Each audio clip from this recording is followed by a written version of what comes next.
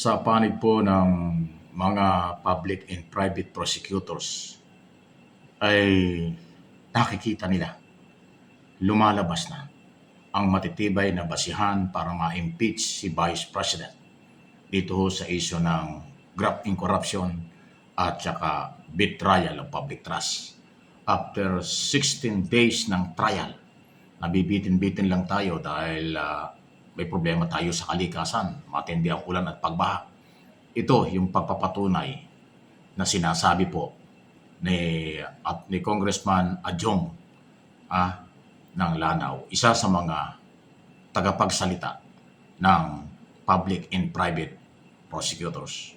Ito si Ms. Gina Acosta ay siya po yung inatasan na dapat supposedly according to the joint circular ay siya yung mag-utilize, siya yung mag-release ng mga pondo na pagbibigyan o paggagamitan nitong confidential funds. Klaro din po na ang sinabi po niya ay sinurrender niya o tinransfer niya yung kanyang kapangyarihan kay Colonel Lachica na ayon naman sa utos ni Vice President Sara Duterte. In terms of accountability, klaro naman po na nasa nakita natin ng mga dokumento na ang nag-prepare ay si Ms. Gina Acosta pero ina-approve pa ito ng Vice Presidente. Yung pagka-transfer po nitong kapangyarihan na to, alam na po natin at very clear po doon sa naging testimonya, direct testimony sa isang sakay Ms. Gina Acosta na wala po sa joint circular kung saan nagbibigay ito ng kapangyarihan sa isang security officer para siya ang gumasta at siya yung mag-implement nitong confidential funds na ito. Isa lang po ang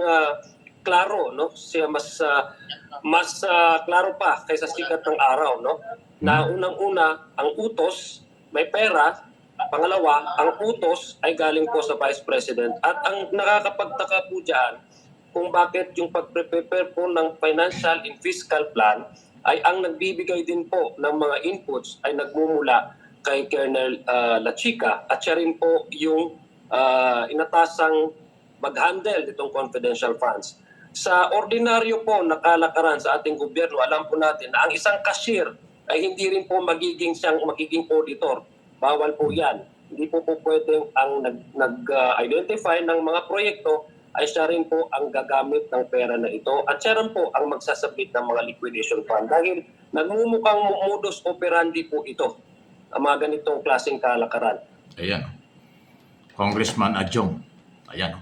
Ilatag na niya yung mga butas at daan papunta sa pagpapatunay sa kanilang mga kaso against Vice President. Okay? At siyempre, hindi lang siguro ang prosecutors yan, pati ang taong bayan, mamamayang Pilipinong bukas ang kaisipan tungkol dito, naghahanap ng katotohanan, katarungan at pananagutan, nakikita rin nila yan. Hindi lang ho nagsasalita yung iba. Alam nyo, naobserbahan ko na ho dito sa nakalipas na mga buwan. Noong araw, marami tayong kababayang active na magbigay ng komento sa comment section, argumento, idea, at kung ano-ano. Observation. Alam niyo kung anong nangyari? Bahagya pong or malaking nangyari na hindi na po sila nagko-comment. Nanonood na lang, nakikinig na lang sa ating mga topic at mga kaganapan.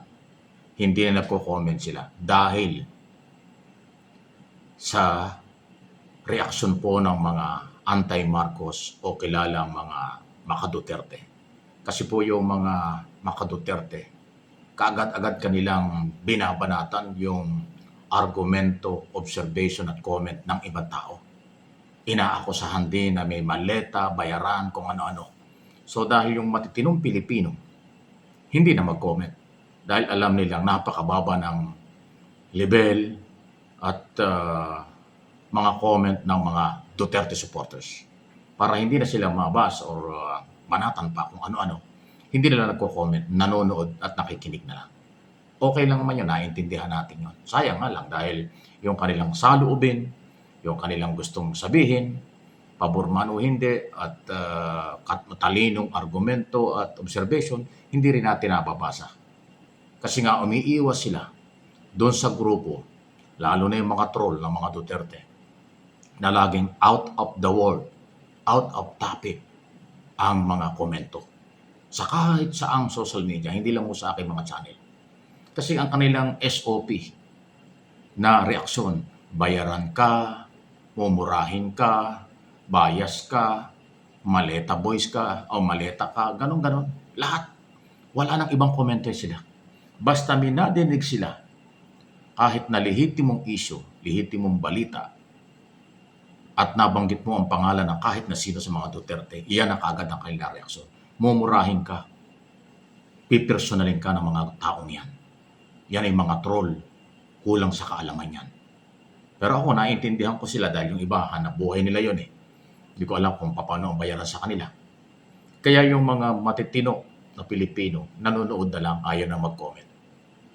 Kasi mai-stress ka sa mga out of the world, irrelevant, na suntok sa buwan, wala sa hulog ng mga comment ng mga pro-Duterte. Ako tahasan ko sinasabi yan. Kasi alam mo naman eh, kung hindi ka pro-Duterte, independent-minded ka sa issue, dapat hindi ka magko-comment ng out of the world. Kasi ang topic ay malayo sa kanilang sinasabi. Malayo sa topic ang kanilang komento. Eh ano yun? Di mga troll. Yun yung keyboard warrior. Yan yung operation na 2-3 tao lang nag-ooperate, 1,000 account. Kaya standard yung kanilang mga comment. Walang identity. Makikita mo sa kanilang mga files ay pusa, aso, at cartoons kung ano-anong mga nandudong picture. O hindi mo talaga sila makikilala. Nagtatago sila sa ganun. Yun ang kanilang pagkakamali. Akala nila sila ay nakapagtago na doon. Hindi nila alam sa tindi po ng coordination ng NBI at ng pulis sa Meta at sa lahat ng nasa social media business, na-identify na yan sila. Hindi na nga lang pinapatulan kasi hindi na ibinababa ng iba yung level sa napakababang level ng mga argumento ay suntok sa buwan. Pero kayo pong mga matatalino, mga gustong mag-obserba o nag-obserba, gusto mag-comment, gusto mag-react at magbigay ng opinion, naiintindihan ko po kung bakit hindi kayo sumasali. Kasi nga, yun nga, tulad ng paliwanag ko, sinisiraan din kayo, binabanatan kayo nang wala sa lugar. Ako po, sanay na po ako dyan. 38 years po ako sa broadcast, radio at television. Alam ko yung totoo at saka hindi. Hindi po ako sumasali sa mga fake news. Ako ay nagmamalasakit sa Pilipinas, sa gobyerno kasi ako'y Pilipino. Pero yung aking pagmamalasakit na yun, ayaw nilang irespeto yun. Pagbibintangan nila ako'y bayaran, bias kasi hindi pabor sa kanila. I don't care. Wala akong pakialam dyan. Ako ang sinasabi ko kung ano yung totoo. Masarap ang feeling, masarap ang pakaramdam pag sinasabi mo yung totoong balita. Kaya kayong mga hindi nakakapag-comment o umiiwas kayo na mabas na kung sino-sino dyan, naiintindihan ko po kayo. Manood lang kayo, okay na po yan. Okay? At siguro, mas maganda sumama na rin kayong mag-like, mag-share nitong mga video na ating pinag-uusapan para ho lalong makarating sa lahat ng ating mga kinaukulan ng mga kapwa Pilipino sa buong mundo.